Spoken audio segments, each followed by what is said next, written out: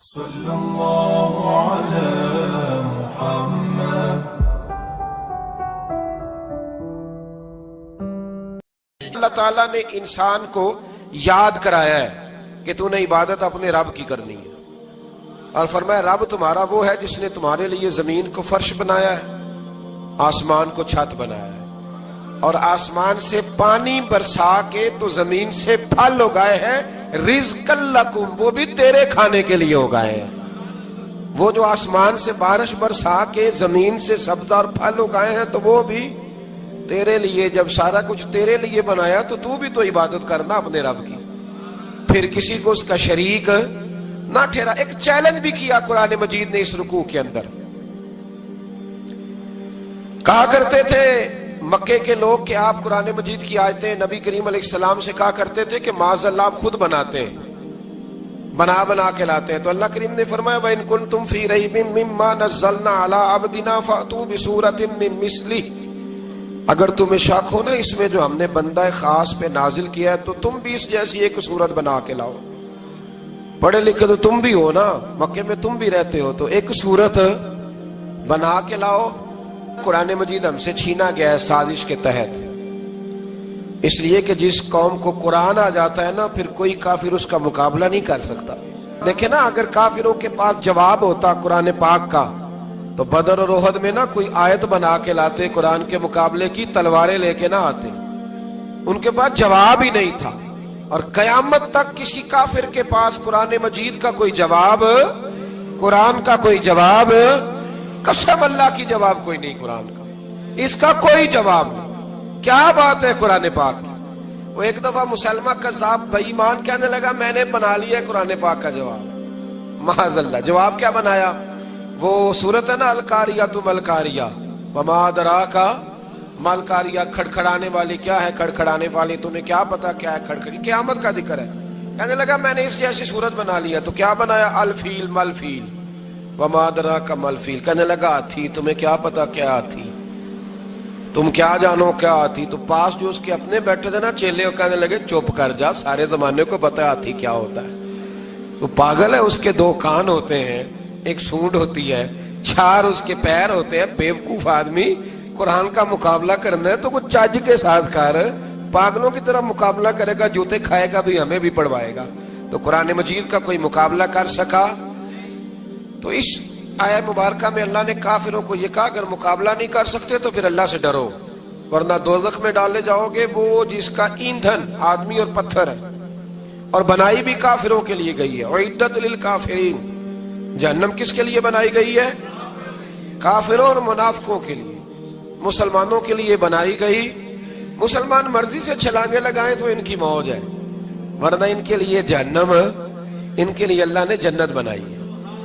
اور یہ بات کرتے ہی رب کریم نے فرمایا اے محبوب علیہ السلام، مومنوں کو خوشخبری دے دیں کہ اللہ نے ان کے لیے جنت بنائی ہے، اس میں باغات ہیں، انہیں رزق دیا جائے گا کھانے کے لیے، اور اس میں انہیں پاکیزہ بیویاں دی جائیں گی، اور پھر وہ اس میں ہمیشہ رہیں گے، انہیں اس سے نکالا نہیں جائے گا۔ آگے جو آیات کریمہ ہے نا اس کے اندر اللہ تبارک و تعالیٰ نے فرمایا ہے کہ اللہ حیا نہیں کرتا سمجھانے کے لیے، مچھر کی مثال بھی دینی پڑے۔ فرمایا قرآن سے کچھ لوگ ہدایت حاصل کرتے ہیں اور کچھ گمراہ ہو جاتے ہیں۔ جب لوگ اپنی مرضی کی تشریحات چاہتے ہیں تو گمراہ ہوتے ہیں، اور جب قرآن کو رسول اللہ صلی اللہ علیہ وسلم اور امت مسلمہ کی تشریحات کی روشنی میں سمجھتے ہیں تو پھر اللہ ہدایت عطا فرماتا ہے۔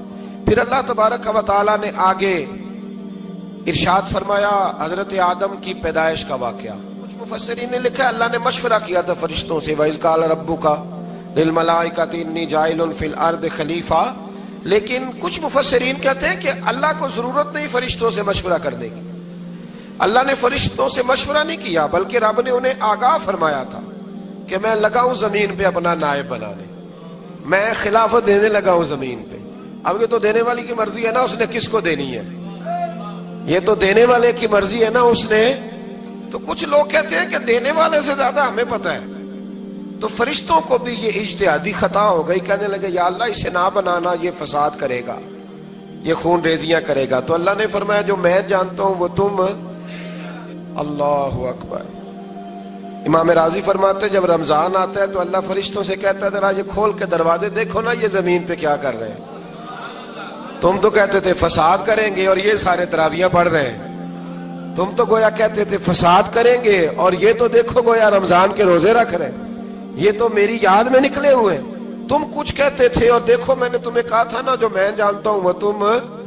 اللہ نے پھر حضرت آدم علیہ السلام کو تمام زمانے کے علوم عطا کیے, علم سکھا لیا. تو فرشتوں سے کہا تم بھی ان چیزوں کے نام بتاؤ, تو وہ بتا سکے نہیں. اللہ نے فرمایا اب اس طرح کرو آدم کو سجدہ کرو. سب نے سجدہ کیا سوائے. وہ کہنے لگا یا اللہ صرف تجھے ہی کرنا ہے. کرنا بھی صرف اللہ کو چاہیے پر رب کے آگے بھی جھکنا چاہیے, اور جس کے سامنے رب جھکائے نا وہاں بھی. اور یہ جو عاجزی ہے نا, یہ جو جھکنا ہے یہ علم کے آگے ہے. ہماری مصیبت یہ ہے کہ ہم علم کے آگے بھی گردن جھکانے کو تیار نہیں ہوتے, وہاں بھی ہم خود عالم فاضل بن جاتے. تو فرمایا کہ سب سے کہا سجدہ کرو. سب نے سجدہ کیا سوائے ابلیس کے. تو پھر ہوا کیا وکان من الکافرین, وہ کافروں میں سے ہو گیا. پھر اللہ نے حضرت آدم کو اور جناب حوا کو نا مقام دے دیا جنت میں رہنے کے لیے, اور کہا سارا کچھ کھانا, درخت کے قریب نہ جانا. ابھی آپ کسی سے کہہ دیں تھوڑا سا کہ پیچھے نہ دیکھنا, یعنی اگر میری سمجھ لیں ادب کی وجہ سے کوئی 1.5-2 منٹ یا 6 منٹ نہیں بھی نہ دیکھے گا تو سوچے گا ضرور کہ پتہ نہیں اب پیچھے کیا ہے, مصیبت کیا ہے. یعنی آپ کہہ کے دیکھ لیں کسی کو پیچھے نہ دیکھنا. فطرت ہے نا انسان کی, وہ جستجو کرتا ہے. کہا اس درخت کے پاس نہ جانا. تو حضرت حوا سلام اللہ علیہ کہتے ہیں دل میں خیال رہتا تھا کہ آخر ہے کیا درخت کے پاس. یہی انسان کا عقیدہ توحید ہے کہ جہاں سے رب منع کر دے وہاں وہ منع ہو جائے. اور یہ ان کی خطا نہیں تھی, یہ اللہ کی حکمت تھی, چونکہ رب نے تو پہلے کہہ دیا تھا بنایا ہی زمین کے لیے, تو یہ تو سارا کچھ ہونا تھا تو زمین پہ آنا تھا نا. تو حضرت حوا اور جناب آدم کے پاس شیطان آیا, اب اس کو نکال تو دیا تھا پر ابھی اس کا جنت میں آنا جانا بند نہیں ہوا تھا. یہ بھی اللہ کی حکمت تھی. تو وہ کہنے لگا تمہیں پتہ ہے بعد میں مر جاؤ گے. تو حضرت حوا کہنے لگی کیا موت بھی آئے گی؟ کہاں, اس کی تکلیف بھی بڑی ہوگی, تو پھر بچیں گے کیسے؟ تو کہنے لگے پھل کھا لو اس درخت کا. تو بچنے کے لیے پھل کھایا تھا. اس طرح لوگ آج بہت سارے کام بچنے کے لیے کرتے ہیں پر بچ سکتے, بچنے کے لیے پھل کھایا. تو اللہ نے فرمایا زمین پہ چلے جاؤ. تو حضرت آدم زمین پہ آئے, پھر کئی 100 سال روتے رہے. فَتَلَقَّى آدَمُ مِن رَبِّهِ کَلِمَاتٍ, تو پھر اللہ نے خود ہی جناب آدم کو کچھ کلمے سکھائے. علامہ اسماعیل حقی فرماتے ہیں وہ کلمے یہ تھے کہ حضرت آدم نے میرے نبی کا وسیلہ پیش کیا, اللہ کریم نے جناب آدم کی دعا کو مقبول فرما لیا. پھر آگے بنی اسرائیل کا ذکر آ جاتا ہے. اللہ تعالیٰ نے بنی اسرائیل, آج آپ اسی قوم کو یہودی کہتے ہیں, ان کو اللہ نے اس زمانے میں فضیلت عطا کی تھی بہت زیادہ. تو عرب کے اندر جب نبی پاک علیہ السلام نے اعلان نبوت کیا تو کچھ لوگوں نے یہ کہہ دیا کہ اگر یہ یہودی کلمہ پڑھ لیں گے تو ہم بھی پڑھ لیں گے. تو پھر اللہ نے انہیں یاد کرایا کہ تم اصل میں کیا ہو, تمہیں کلمہ پڑھنا چاہیے. تو اہل یہود کا تذکرہ کرتے کرتے رب کریم نے ایک بات یہ بھی ارشاد فرمائی کہ تم لوگوں کو تو کہتے رہے ہو کہ وہ نبی آنے والے ہیں, وہ نبی آنے والے ہیں, اور جب آ گئے ہیں تو ماننے کو تیار نہیں ہو. تو فرمایا تأمرون الناس بالبر وتنسون انفسکم وانتم تتلون الکتاب, لوگوں کو بھلائی کا حکم دیتے ہو اور اپنے آپ کو بھول جاتے ہو. افلا تعقلون, تمہیں عقل نہیں؟ پھر اللہ نے انہیں یہ بھی یاد کرایا کہ یاد کرو وہ زمانہ کہ جب فرعون نے خواب دیکھ لیا تھا کہ کوئی بچہ اس کی سلطنت کو تباہ کرے گا, تو پھر اس نے تمہارے بچوں کو ذبح کرانا شروع کیا اور تمہاری بیٹیوں کو چھوڑتا تھا. فرمایا یہ بھی تو تم نے دیکھا, میں نے تمہیں پھر تم سے کہا جہاد کرو قوم عمالقہ کے خلاف, تو مقام طیہ میں جا کے یہ لوگ کہنے لگے ہم سے جہاد نہیں ہوتا. اللہ نے انہیں ایک میدان میں قید کر دیا. بڑی دلچسپ بات, قید تو لوگ ہوتے ہیں نا چار دیواری میں, تو اللہ نے بنی اسرائیل والوں کو جب انہوں نے کہا ہم جہاد نہیں کریں گے تو اللہ نے میدان میں قید کر دیا. میدان میں, یہ یاد رکھیں, جب انسان اللہ کی نافرمانی کرتا ہے تو اسے ایسی قید ملتی ہے جس کا اس نے تصور بھی نہیں کیا ہوتا. ایک میدان ہے مقام طیہ, قید ہو گئے. سارا دن سفر کرتے تھے, سارا دن, تو رات کو تھک کے سوتے تھے, صبح اٹھتے تھے نا جب, تو وہیں ہوتے تھے جہاں کل صبح چلے تھے. تو رب جب کسی کو قیدی بناتا ہے تو اسے زنجیروں کی سلاخوں کی ضرورت، دعا فرمائے اللہ تبارک و تعالی غموں سے نجات عطا فرمائے، یہ دعا فرمائے۔ ایسی قید دیتا ہے کہ جس سے پھر چھٹکارا ہو سکتا۔ تو بنی اسرائیل کا بہت زیادہ تذکرہ اس بارے میں اللہ تبارک و تعالی نے پھر بیان کیا، اور پھر کہا کہ انہیں جو حکم دیا جاتا تھا یہ اس کی سرتابی کرتے تھے، پھر اللہ نے ان پر ذلت نازل کر دی اور یہ ہمیشہ اس کا شکار رہیں۔ قوم سبت کا ذکر فرمایا اللہ نے، ہفتے والے دن کچھ لوگ نافرمانی کرتے تھے۔ ہمارے بھی ہیلے بہانے ہیں نا آج کل کاروبار میں، تو اسی سپارے کی آیت نمبر 65 کے اندر اللہ تعالیٰ نے حضرت داؤد کی قوم کا ذکر کیا کہ اللہ نے انہیں حکم دیا تھا کہ ہفتے والے دن مچھلیاں نہیں پکڑنی، تو وہ کہتے تھے چلو ہاتھ لگا کے نہیں پکڑنی، ہاتھ لگا کے۔ وہ ہمارے لوگ ہیلے بہانے تلاش کر لیتے ہیں نا، وہ بڑے جناب انشورنس والا آ گیا، اب وہ بینک والا آ گیا، وہ فلانے صاحب آ گئے، وہ تروڑ مروڑ کے کہانیاں باتیں، اور پھر ہمیں بھی رستے مل جاتے ہیں بچنے کے۔ مفتی صاحب نے کہہ دیا تھا، ایک مولانا سے میں نے ان کو کہا ہفتے والے دن مچھلیاں نہیں پکڑنی، کہا نہیں پکڑتے، چھوٹے چھوٹے حوض بنا لیے۔ تو مچھلیاں زیادہ آتی تھی اس دن، یہ بھی اللہ کی قدرت تھی، نماز کے وقت گاہک زیادہ آتے ہیں، یہ اس کی قدرت ہوتی ہے۔ تو وہ مچھلیاں حوض میں جمع ہو جاتی ہیں، یوں سمجھ لیں کہ جال انہوں نے لگا لیے ہوئے تھے، تو جال میں وہ پھنستی رہتی تھی، حوضوں میں آتی رہتی تھی۔ ہفتے کو نہیں پکڑتے تھے، اتوار کو پکڑ لیتے تھے، تو پھر اللہ نے انہیں سزا دی۔ فرمایا تماشے کرتے ہو اللہ کے حکم کے ساتھ، کیا سزا دی؟ فَقُلْنَا لَهُمْ كُونُوا قِرَادَةً خَاسِئِينَ، فرمایا بندر بن جاؤ دھتکارے ہوئے۔ جو رزق حرام طریقے سے کماتے تھے رب انہیں بندر بنا دیتا تھا۔ ابھی بھی میں نے دیکھے ہیں بڑے بڑے تاجر پاگلوں جیسی زندگی گزار رہے ہیں، نفسیاتی طور پہ سکون نہیں ہے، کروڑوں روپیہ پڑا ہے۔ کیوں؟ اس لیے کہ رب کے بتائے ہوئے طریقے کے مطابق تجارت نہیں کرتے۔ آگے ایک اور دلچسپ بات آ گئی، بنی اسرائیل کے اندر نا ایک شخص نے اپنے چچا کو قتل کر دیا جائیداد کے لیے۔ یہ دیکھیں کب سے لوگ جائیداد کے لیے قتل کرتے آ رہے ہیں۔ چچا کو قتل کر دیا، اور قتل کر کے حضرت موسیٰ علیہ السلام کے پاس آئے کہ میرے چچا کو کسی نے قتل کر دیا ہے، تو بتائیں کیا کرنا ہے؟ تو آپ نے فرمایا کہ گائے ذبح کرو، اور اس کا ایک ٹکڑا مقتول کو مارو، مرنے والے کو، وہ خود اٹھ کے بتا دے گا مجھے کس نے قتل کیا ہے۔ اب ارادہ نہیں تھا گائے ذبح کرنے کا، تو بہانے کرنے لگے۔ ارادہ نہیں نہ ہوتا تو پھر کیا ہوتے ہیں؟ کہنے لگے گائے کس طرح کی ہو، بوڑھی ہو کہ بچی ہو، رنگ کیسا ہو، جوان ہو کہ چھوٹی ہو، حال میں ایک دفعہ چلنا سیکھ گئی ہو یا ابھی نہ سیکھی ہو۔ تو بتاتے گئے تو رب بھی شرطیں بیان کرتا گیا، گہرے زرد رنگ کی ہو، حال کے اندر اسے نہ چلایا گیا ہو، پانی نہ نکالا گیا ہو، نہ بچی ہو نہ جوان ہو، اس کے درمیان ہو۔ یہ ساری شرطیں کہاں پائی جاتی تھی؟ حضرت موسیٰ علیہ السلام کی قوم کا ایک شخص تھا جو اللہ کا ولی تھا، وہ جب انتقال کرنے لگا نا، اللہ اکبر، دیکھو رب ولیوں کی اولادوں پر بھی کتنا فضل فرماتا ہے۔ وہ جب انتقال کرنے لگا تو ایک اس کے پاس چھوٹی سی بچیا تھی، گائے کی بچی، اس نے جنگل میں چھوڑ دی۔ کہنے لگا یا اللہ میں تیرے نام پہ چھوڑتا ہوں، میرا بچہ جوان ہو جائے تو اسے دے دینا، اور تو سرمایہ ہی کوئی نہیں۔ بچہ بڑا ہوا تو بچہ بھی بڑا نیک تھا، اپنی ماں کا بڑا فرما بردار تھا۔ اس کی ماں نے کہا بیٹا تیرے باپ نے ایک گائے چھوڑی تھی، تو بچہ جنگل میں گیا اور جا کے کہنے لگا اے اللہ میری گائے مجھ سے ملا دے۔ تو رب کریم نے وہ گائے واپس کر دی، وہ گائے گھر لے آیا۔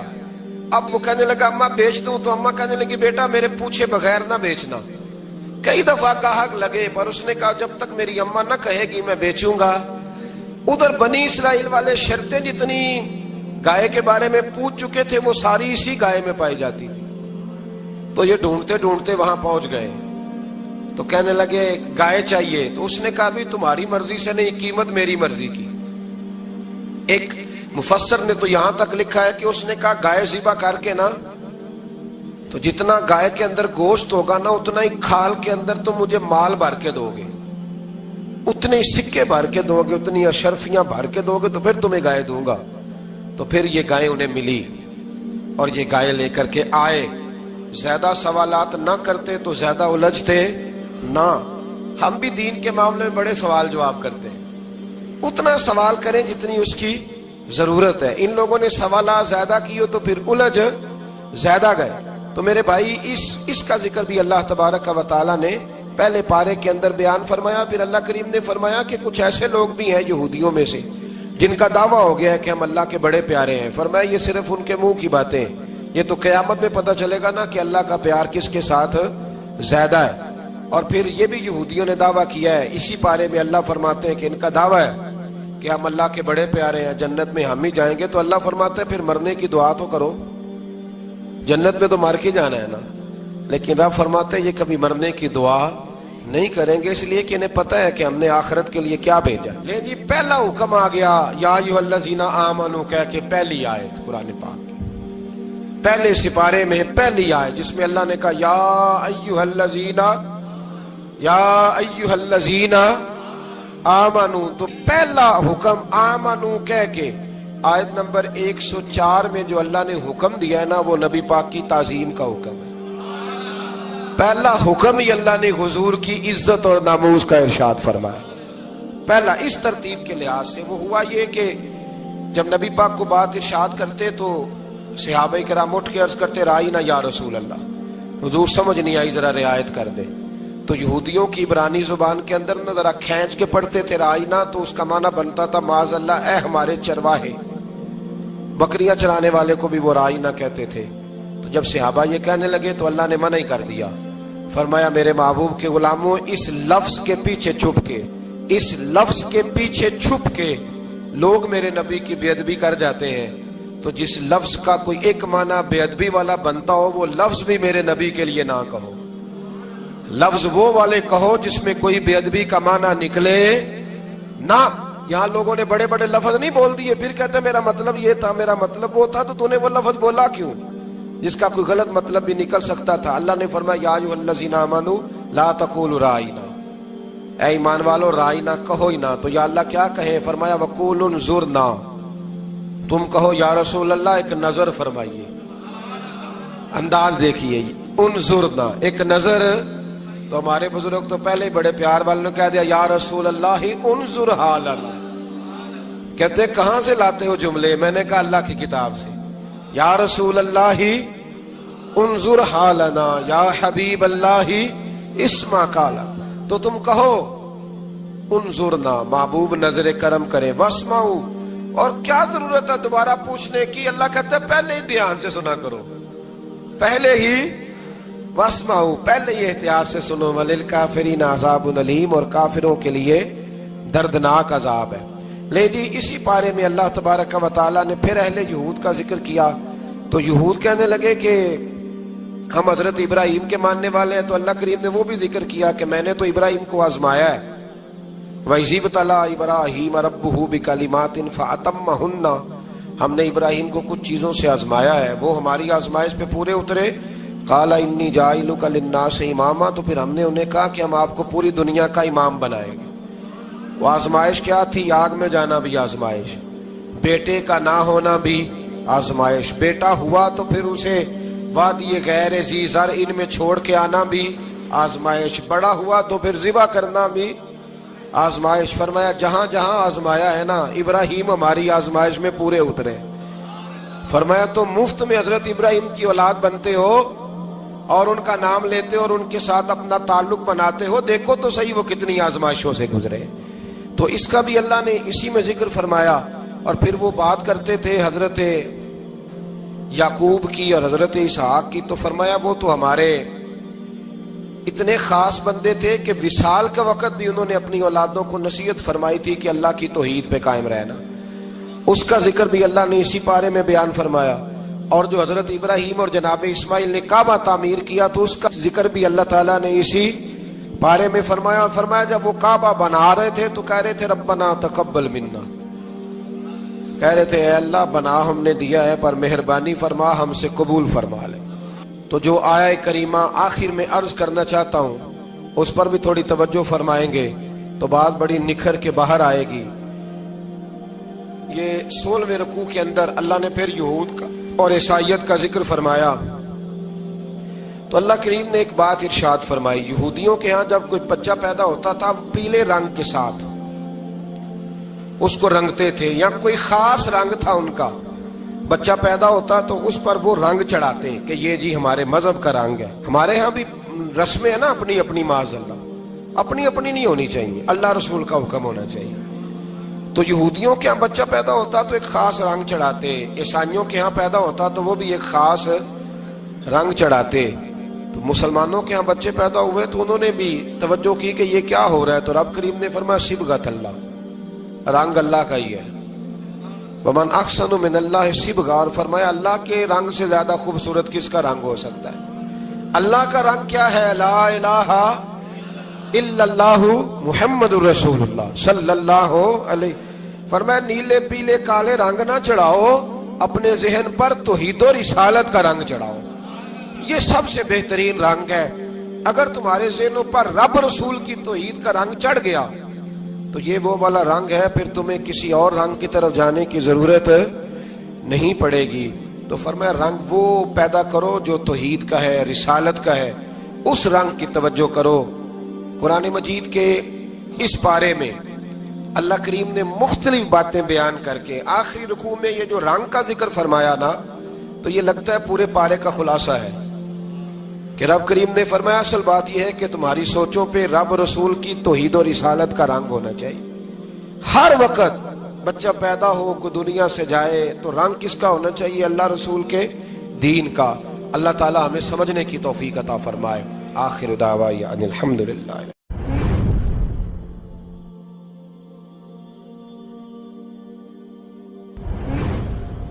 اللہ تعالیٰ نے انسان کو یاد کرایا ہے کہ تو نے عبادت اپنے رب کی کرنی ہے، اور فرمایا رب تمہارا وہ ہے جس نے تمہارے لیے زمین کو فرش بنایا ہے، آسمان کو چھت بنایا ہے، اور آسمان سے پانی برسا کے تو زمین سے پھل اگائے ہیں، رزق لکم، وہ بھی تیرے کھانے کے لیے اگائے ہیں.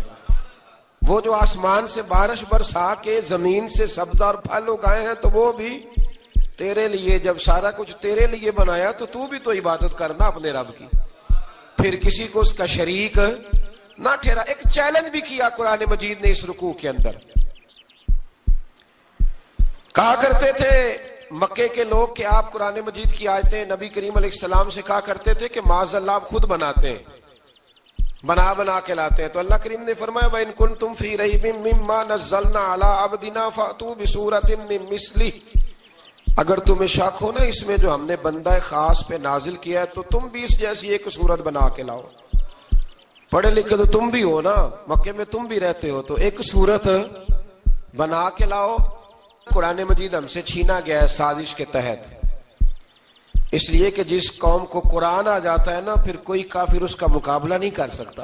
دیکھیں نا اگر کافروں کے پاس جواب ہوتا قرآن پاک کا تو بدر اور احد میں نا کوئی آیت بنا کے لاتے قرآن کے مقابلے کی، تلواریں لے کے نہ آتے.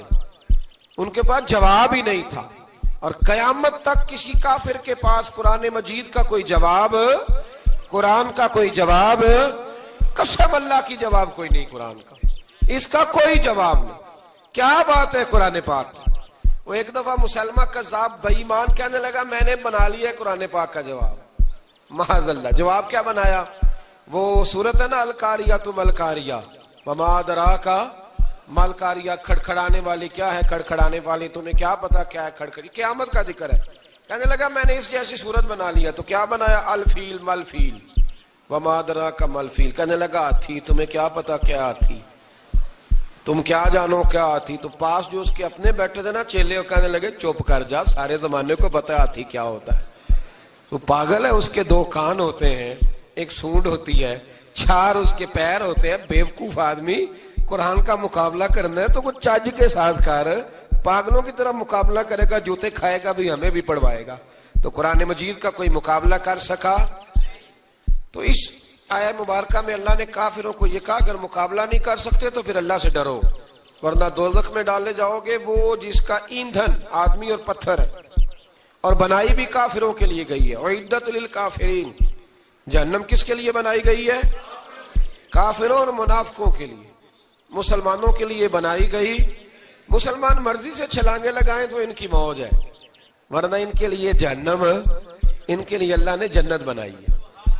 اور یہ بات کرتے ہی رب کریم نے فرمایا اے محبوب علیہ الصلوۃ والسلام مومنوں کو خوشخبری دے دیں کہ اللہ نے ان کے لیے جنت بنائی ہے، اس میں باغات ہیں، انہیں رزق دیا جائے گا کھانے کے لیے، اور اس میں انہیں پاکیزہ بیویاں دی جائیں گی، اور پھر وہ اس میں ہمیشہ رہیں گے، انہیں اس سے نکالا نہیں جائے گا۔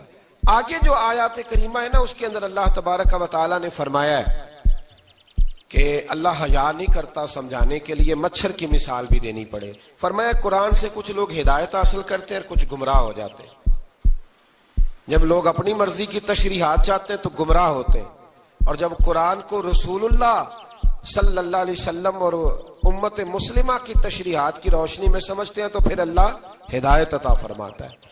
پھر اللہ تبارک و تعالیٰ نے آگے ارشاد فرمایا حضرت آدم کی پیدائش کا واقعہ۔ کچھ مفسرین نے لکھا اللہ نے مشورہ کیا تھا فرشتوں سے، وَإِذْ قَالَ رَبُّكَ لِلْمَلَائِكَةِ إِنِّي جَاعِلٌ فِي الْأَرْضِ خَلِيفَةً، لیکن کچھ مفسرین کہتے ہیں کہ اللہ کو ضرورت نہیں فرشتوں سے مشورہ کرنے کی، اللہ نے فرشتوں سے مشورہ نہیں کیا، بلکہ رب نے انہیں آگاہ فرمایا تھا کہ میں لگا ہوں زمین پہ اپنا نائب بنانے، میں خلافت دینے لگا ہوں زمین پہ۔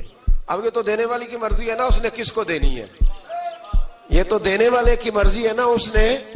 تو کچھ لوگ کہتے ہیں کہ دینے والے سے زیادہ ہمیں پتہ ہے، تو فرشتوں کو بھی یہ اجتہادی خطا ہو گئی، کہنے لگے یا اللہ اسے نہ بنانا، یہ فساد کرے گا، یہ خون ریزیاں کرے گا۔ تو اللہ نے فرمایا جو میں جانتا ہوں وہ تم، اللہ اکبر۔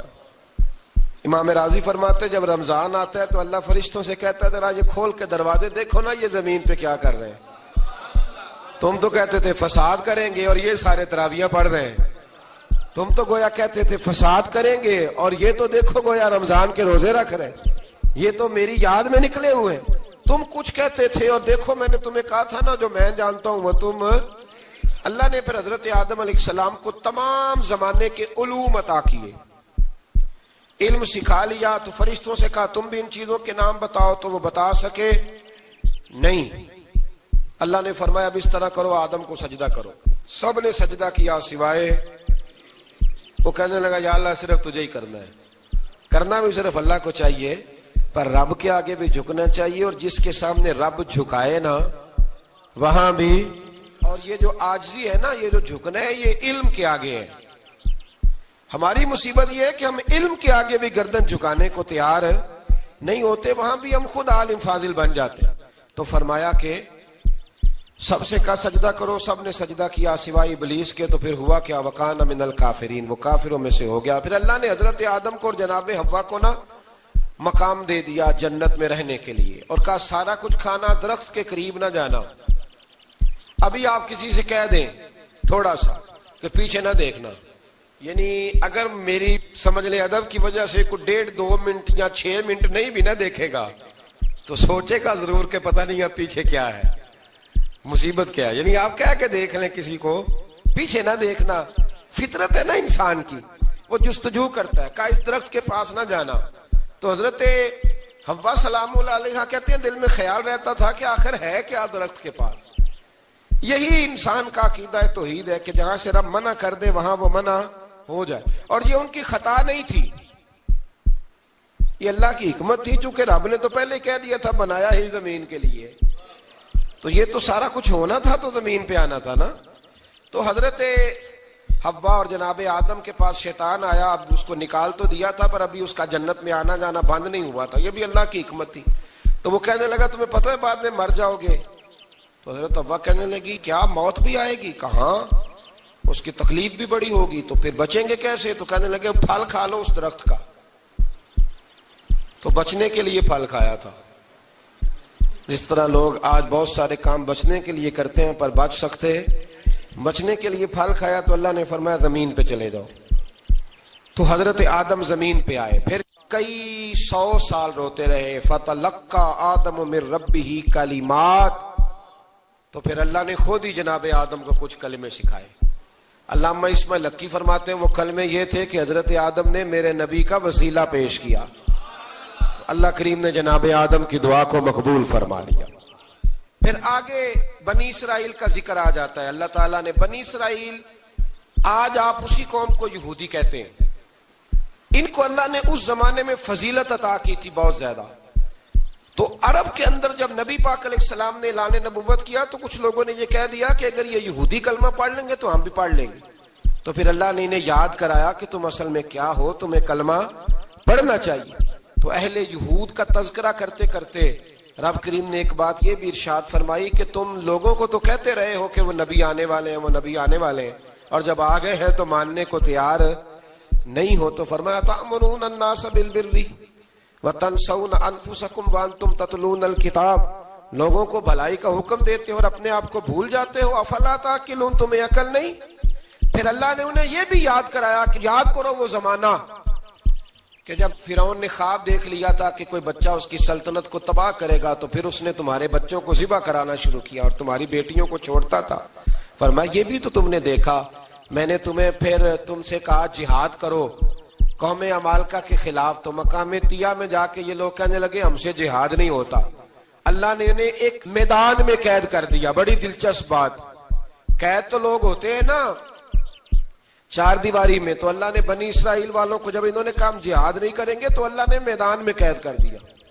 میدان میں, یہ یاد رکھیں, جب انسان اللہ کی نافرمانی کرتا ہے تو اسے ایسی قید ملتی ہے جس کا اس نے تصور بھی نہیں کیا ہوتا. ایک میدان ہے مقام طیہ, قید ہو گئے. سارا دن سفر کرتے تھے, سارا دن, تو رات کو تھک کے سوتے تھے, صبح اٹھتے تھے نا جب, تو وہیں ہوتے تھے جہاں کل صبح چلے تھے. تو رب جب کسی کو قیدی بناتا ہے تو اسے زنجیروں کی سلاخوں کی ضرورت, دعا فرمائے اللہ تبارک و تعالی غموں سے نجات عطا فرمائے. یہ دعا فرمائے, ایسی قید دیتا ہے کہ جس سے پھر چھٹکارا ہو سکتا.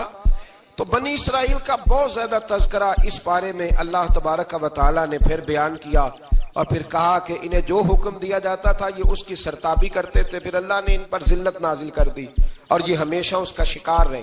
قوم سبت کا ذکر فرمایا اللہ نے. ہفتے والے دن کچھ لوگ نافرمانی کرتے تھے. ہمارے بھی ہیلے بہانے ہیں نا آج کل کاروبار میں. تو اسی سپارے کی آیت نمبر 65 کے اندر اللہ تعالیٰ نے حضرت داؤد کی قوم کا ذکر کیا کہ اللہ نے انہیں حکم دیا تھا کہ ہفتے والے دن مچھلیاں نہیں پکڑنی. تو وہ کہتے تھے چلو ہاتھ لگا کے نہیں پکڑنی, ہاتھ لگا کے. وہ ہمارے لوگ ہیلے بہانے تلاش کر لیتے ہیں نا, وہ بڑے جناب انشورنس والا آ گیا, اب وہ بینک والا آ گیا, وہ فلانے صاحب آ گئے, وہ تروڑ مروڑ کے کہانیاں باتیں, اور پھر ہمیں بھی رستے مل جاتے ہیں بچنے کے. مفتی صاحب نے کہہ دیا تھا, ایک مولانا سے میں نے ان کو کہا ہفتے والے دن مچھلیاں نہیں پکڑنے کا, نہیں پکڑتے, چھوٹے چھوٹے حوض بنا لیے. تو مچھلیاں زیادہ آتی تھی اس دن, یہ بھی اللہ کی قدرت تھی. نماز کے وقت گاہک زیادہ آتے ہیں, یہ اس کی قدرت ہوتی ہے.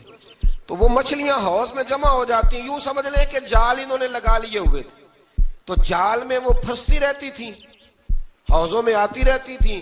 ہفتے کو نہیں پکڑتے تھے, اتوار کو پکڑ لیتے تھے. تو پھر اللہ نے انہیں سزا دی. فرمایا تماشے کرتے ہو اللہ کے حکم کے ساتھ. کیا سزا دی؟ فَقُلْنَا لَهُمْ كُونُوا قِرَادَةً خَاسِئِينَ, فرمایا بندر بن جاؤ دھتکارے ہوئے. جو رزق حرام طریقے سے کماتے تھے رب انہیں بندر بنا دیتا تھا. ابھی بھی میں نے دیکھے ہیں بڑے بڑے تاجر پاگلوں جیسی زندگی گزار رہے ہیں. نفسیاتی طور پہ سکون نہیں ہے, کروڑوں روپیہ پڑا ہے. کیوں؟ اس لیے کہ رب کے بتائے ہوئے طریقے کے مطابق تجارت نہیں کرتے. آگے ایک اور دلچسپ بات آ گئی. بنی اسرائیل کے اندر نا ایک شخص نے اپنے چچا کو قتل کر دیا جائیداد کے لیے. یہ دیکھیں کب سے لوگ جائیداد کے لیے قتل کرتے آ رہے ہیں. چچا کو قتل کر دیا, اور قتل کر کے حضرت موسیٰ علیہ السلام کے پاس آئے کہ میرے چچا کو کسی نے قتل کر دیا ہے, تو بتائیں کیا کرنا ہے. تو آپ نے فرمایا کہ گائے ذبح کرو اور اس کا ایک ٹکڑا مقتول کو مارو, مرنے والے کو, وہ خود اٹھ کے بتا دے گا مجھے کس نے قتل کیا ہے.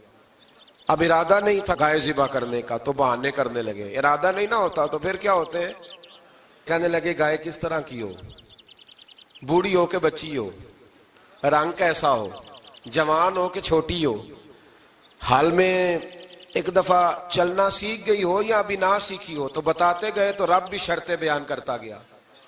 گہرے زرد رنگ کی ہو, حال کے اندر اسے نہ چلایا گیا ہو, پانی نہ نکالا گیا ہو, نہ بچی ہو نہ جوان ہو, اس کے درمیان ہو. یہ ساری شرطیں کہاں پائی جاتی تھیں؟ حضرت موسیٰ علیہ السلام کی قوم کا ایک شخص تھا جو اللہ کا ولی تھا. وہ جب انتقال کرنے لگا نا, اللہ اکبر, دیکھو رب ولیوں کی اولادوں پر بھی کتنا فضل فرماتا ہے.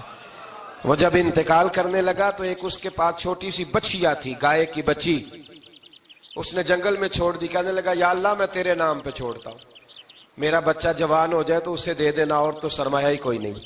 بچہ بڑا ہوا تو بچہ بھی بڑا نیک تھا، اپنی ماں کا بڑا فرما بردار تھا. اس کی ماں نے کہا بیٹا تیرے باپ نے ایک گائے چھوڑی تھی. تو بچہ جنگل میں گیا اور جا کے کہنے لگا اے اللہ میری گائے مجھ سے ملا دے. تو رب کریم نے وہ گائے واپس کر دی. وہ گائے گھر لے آیا. اب وہ کہنے لگا اماں بیچ دوں، تو اماں کہنے لگی بیٹا میرے پوچھے بغیر نہ بیچنا. کئی دفعہ گاہک لگے پر اس نے کہا جب تک میری اماں نہ کہے گی میں بیچوں گا. ادھر بنی اسرائیل والے شرطیں جتنی گائے کے بارے میں پوچھ چکے تھے وہ ساری اسی گائے میں پائی جاتی تھی. تو یہ ڈھونڈتے ڈھونڈتے وہاں پہنچ گئے تو کہنے لگے گائے چاہیے. تو اس نے کہا بھی تمہاری مرضی سے نہیں، قیمت میری مرضی کی. ایک مفسر نے تو یہاں تک لکھا ہے کہ اس نے کہا گائے ذبح کر کے نا تو جتنا گائے کے اندر گوشت ہوگا نا اتنا ہی کھال کے اندر تم مجھے مال بھر کے دو گے، اتنے سکے بھر کے دو گے، اتنی اشرفیاں بھر کے دو گے تو پھر تمہیں گائے دوں گا. تو پھر یہ گائے انہیں ملی اور یہ گائے لے کر کے آئے. زیادہ سوالات نہ کرتے تو زیادہ الجھتے نہ. ہم بھی دین کے معاملے میں بڑے سوال جواب کرتے ہیں، اتنا سوال کریں جتنی اس کی ضرورت ہے. ان لوگوں نے سوالات زیادہ کیے تو پھر الجھ زیادہ گئے. تو میرے بھائی اس کا ذکر بھی اللہ تبارک و تعالیٰ نے پہلے پارے کے اندر بیان فرمایا. پھر اللہ کریم نے فرمایا کہ کچھ ایسے لوگ بھی ہیں یہودیوں میں سے جن کا دعویٰ ہو گیا ہے کہ ہم اللہ کے بڑے پیارے ہیں. فرمایا یہ صرف ان کے منہ کی باتیں ہیں، یہ تو قیامت میں پتہ چلے گا نا کہ اللہ کا پیار کس کے ساتھ زیادہ ہے. اور پھر یہ بھی یہودیوں نے دعویٰ کیا ہے. اسی پارے میں اللہ فرماتے ہیں کہ ان کا دعویٰ ہے کہ ہم اللہ کے بڑے پیارے ہیں، جنت میں ہم ہی جائیں گے. تو اللہ فرماتا ہے پھر مرنے کی دعا تو کرو، جنت میں تو مر کے جانا ہے نا. لیکن رب فرماتے ہیں یہ کبھی مرنے کی دعا نہیں کریں گے، اس لیے کہ انہیں پتہ ہے کہ ہم نے آخرت کے لیے کیا بھیجا. لیں جی پہلا حکم آ گیا یا ایھا الذین آمنوا کہہ کے پہلی آیت قرآن پاک کی پہلے سپارے میں پہلی آیت جس میں اللہ نے کہا یا ایھا الذین آمنوا. تو پہلا حکم آمنوا کہہ کے آیت نمبر 104 میں جو اللہ نے حکم دیا ہے نا وہ نبی پاک کی تعظیم کا حکم ہے. پہلا حکم ہی اللہ نے حضور کی عزت اور ناموس کا ارشاد فرمایا. پہلا اس ترتیب کے لحاظ سے وہ ہوا یہ کہ جب نبی پاک کو بات ارشاد کرتے تو صحابہ کرام اٹھ کے عرض کرتے رائینا یا رسول اللہ، حضور سمجھ نہیں آئی ذرا رعایت کر دیں. تو یہودیوں کی عبرانی زبان کے اندر نہ ذرا کھینچ کے پڑھتے تھے رائینا تو اس کا معنی بنتا تھا معاذ اللہ اے ہمارے چرواہے. بکریاں چرانے والے کو بھی وہ رائینا کہتے تھے. تو جب صحابہ یہ کہنے لگے تو اللہ نے منع ہی کر دیا. فرمایا میرے محبوب کے غلاموں اس لفظ کے پیچھے چھپ کے لوگ میرے نبی کی بے ادبی کر جاتے ہیں. تو جس لفظ کا کوئی ایک معنی بے ادبی والا بنتا ہو وہ لفظ بھی میرے نبی کے لیے نہ کہو. لفظ وہ والے کہو جس میں کوئی بے ادبی کا معنی نکلے نہ.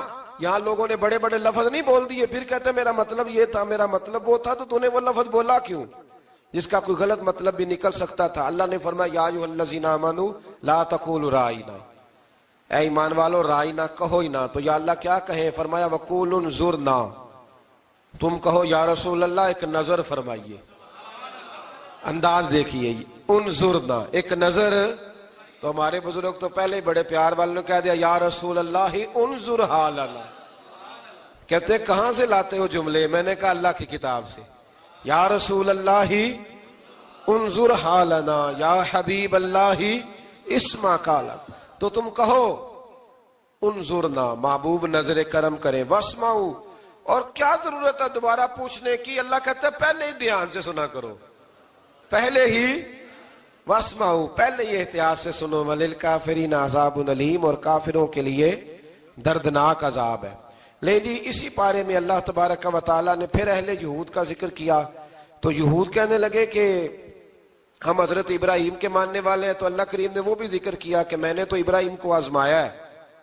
وَإِذِ ابْتَلَىٰ إِبْرَاهِيمَ رَبُّهُ بِكَلِمَاتٍ فَأَتَمَّهُنَّ، ہم نے ابراہیم کو کچھ چیزوں سے آزمایا ہے، وہ ہماری آزمائش پہ پورے اترے قال انی جاعلک للناس اماما، تو پھر ہم نے انہیں کہا کہ ہم آپ کو پوری دنیا کا امام بنائیں گے۔ وہ آزمائش کیا تھی؟ آگ میں جانا بھی آزمائش، بیٹے کا نہ ہونا بھی آزمائش، بیٹا ہوا تو پھر اسے وادی غیر ذی زرع ان میں چھوڑ کے آنا بھی آزمائش، بڑا ہوا تو پھر ذبح کرنا بھی آزمائش۔ فرمایا جہاں جہاں آزمایا ہے نا، ابراہیم ہماری آزمائش میں پورے اترے۔ فرمایا تو مفت میں حضرت ابراہیم کی اولاد بنتے ہو اور ان کا نام لیتے اور ان کے ساتھ اپنا تعلق بناتے ہو، دیکھو تو صحیح وہ کتنی آزمائشوں سے گزرے۔ تو اس کا بھی اللہ نے اسی میں ذکر فرمایا۔ اور پھر وہ بات کرتے تھے حضرت یعقوب کی اور حضرت اسحاق کی، تو فرمایا وہ تو ہمارے اتنے خاص بندے تھے کہ وصال کا وقت بھی انہوں نے اپنی اولادوں کو نصیحت فرمائی تھی کہ اللہ کی توحید پہ قائم رہنا، اس کا ذکر بھی اللہ نے اسی پارے میں بیان فرمایا۔ اور جو حضرت ابراہیم اور جناب اسماعیل نے کعبہ تعمیر کیا تو اس کا ذکر بھی اللہ تعالیٰ نے اسی پارے میں فرمایا۔ اور فرمایا جب وہ کعبہ بنا رہے تھے تو کہہ رہے تھے ربنا تقبل منا، کہہ رہے تھے اے اللہ بنا ہم نے دیا ہے پر مہربانی فرما ہم سے قبول فرما لے۔ تو جو آیہ کریمہ آخر میں عرض کرنا چاہتا ہوں اس پر بھی تھوڑی توجہ فرمائیں گے تو بات بڑی نکھر کے باہر آئے گی۔ یہ 16ویں رکوع کے اندر اللہ نے پھر یہود کا اور عیسائیت کا ذکر فرمایا تو اللہ کریم نے ایک بات ارشاد فرمائی۔ یہودیوں کے ہاں جب کوئی بچہ پیدا ہوتا تھا پیلے رنگ کے ساتھ اس کو رنگتے تھے، یا کوئی خاص رنگ تھا ان کا، بچہ پیدا ہوتا تو اس پر وہ رنگ چڑھاتے کہ یہ جی ہمارے مذہب کا رنگ ہے۔ ہمارے ہاں بھی رسمیں ہیں نا اپنی اپنی، معاذ اللہ اپنی اپنی نہیں ہونی چاہیے، اللہ رسول کا حکم ہونا چاہیے۔ تو یہودیوں کے ہاں بچہ پیدا ہوتا تو ایک خاص رنگ چڑھاتے، عیسائیوں کے ہاں پیدا ہوتا تو وہ بھی ایک خاص رنگ چڑھاتے۔ تو مسلمانوں کے ہاں بچے پیدا ہوئے تو انہوں نے بھی توجہ کی کہ یہ کیا ہو رہا ہے، تو رب کریم نے فرمایا صبغۃ اللہ، رنگ اللہ کا ہی ہے۔ ومن احسن من اللہ صبغہ، اور فرمایا اللہ کے رنگ سے زیادہ خوبصورت کس کا رنگ ہو سکتا ہے؟ اللہ کا رنگ کیا ہے؟ لا الہ الا اللہ محمد الرسول اللہ صلی اللہ علیہ۔ فرمایا نیلے پیلے کالے رنگ نہ چڑھاؤ، اپنے ذہن پر توحید و رسالت کا رنگ چڑھاؤ، یہ سب سے بہترین رنگ ہے۔ اگر تمہارے ذہنوں پر رب رسول کی توحید کا رنگ چڑھ گیا تو یہ وہ والا رنگ ہے، پھر تمہیں کسی اور رنگ کی طرف جانے کی ضرورت نہیں پڑے گی۔ تو فرمایا رنگ وہ پیدا کرو جو توحید کا ہے، رسالت کا ہے، اس رنگ کی توجہ کرو۔ قرآن مجید کے اس پارے میں اللہ کریم نے مختلف باتیں بیان کر کے آخری رکوع میں یہ جو رنگ کا ذکر فرمایا نا، تو یہ لگتا ہے پورے پارے کا خلاصہ ہے کہ رب کریم نے فرمایا اصل بات یہ ہے کہ تمہاری سوچوں پہ رب رسول کی توحید و رسالت کا رنگ ہونا چاہیے۔ ہر وقت بچہ پیدا ہو، کوئی دنیا سے جائے تو رنگ کس کا ہونا چاہیے؟ اللہ رسول کے دین کا۔ اللہ تعالی ہمیں سمجھنے کی توفیق عطا فرمائے۔ آخر دعوانا ان الحمدللہ۔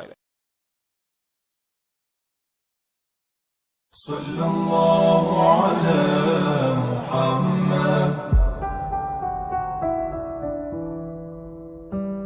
چنگا لگدا ہے علی والا، سونا لگدا ہے علی والا، سونا لگدا ہے علی والا، چنگا لگدا ہے علی والا، علی والا والا علی والا، چنگا لگدا ہے علی والا، سونا لگدا ہے علی والا۔ کسے بھی میدان چو، کسے بھی میدان چو، سن لے سن لے سن لے، نہیں بھجدا علی والا، نہیں بھجدا علی والا۔ صلی اللہ علی